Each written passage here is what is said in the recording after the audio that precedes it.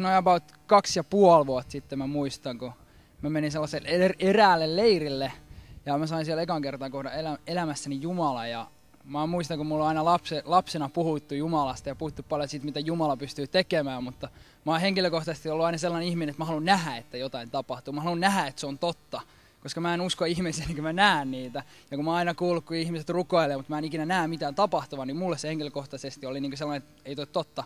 Mutta 2,5 vuotta sitten mä menin jo sinne leirille ja mä en tiedä minkälainen leiri se oli ja se oli meidän seurakunnan leiri ja mä sain siellä kohdata Jumalaa, joka ihan oikeasti tekee jotain.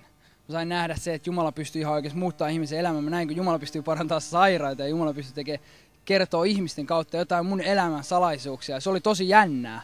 Ja niin kuin, mä sain siinä hetkessä niin tajuta, että hei vitsi, Jumala on todellinen. Mä sain ottaa Jumalan vastaan mun elämään ja menin kasteelle ja tuli uskoa. Mutta sitten onhan tässä elämässä tapahtunut muutakin. Mulla tossa viime kesänä mun isä kuoli tossa. Ja se oli mun elämässä semmonen iso juttu. Niin kuin tuntui, että sydämestä tuli iso aukko. Niin kuin tuntui, vaikka oli uskovainen, tuntui, että on iso aukko sydämessä. Ja elämä oli niin kuin tosi hajalla, tosi rikki.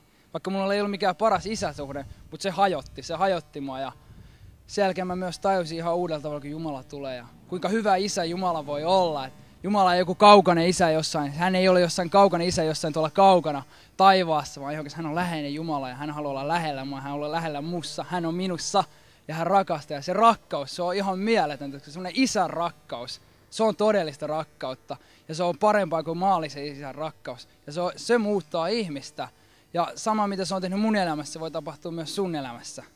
Ja se rakkaus, se on ihan mieletöntä. Se ei ole mitään lapsellisuutta, kun sanotaan, että joku rakastaa sua. Se voi kuulostaa hyvin naivilta. Mutta se, että isän rakkaus, se täyttää sun sydämen. Se voi täyttää ja se täytti mun sydämen. Ja se tulee täyttämään sun sydämen. Amen.